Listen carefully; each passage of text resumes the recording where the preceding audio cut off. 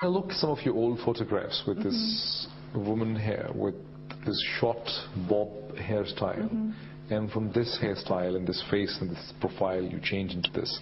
How do people react to that? This dress code? Well, the hijab is part of my business suit. It tells the world I am a Muslim, I'm a Muslim woman, treat me with respect, don't hit on me, don't offer me alcohol, don't get intimate or put your hand on my shoulder. Or... So you don't shake hands? No.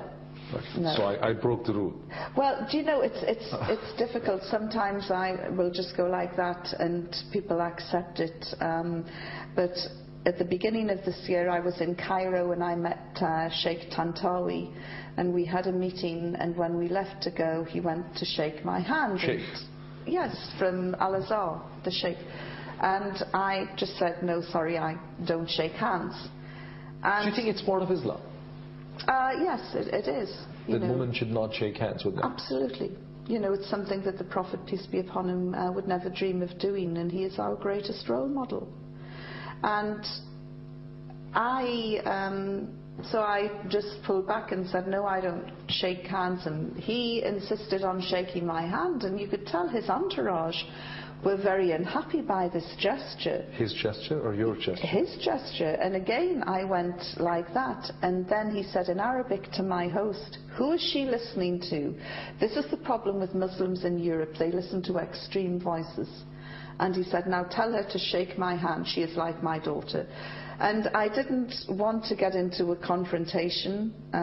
You know, he sits in the highest scholarly seat in Sunni. But do you think that the Sheikh made a very interesting comment, actually? I mean, the Sheikh sitting in Al-Azhar in Egypt is pointing to the fact that the European converts and European Muslims are far more conservative.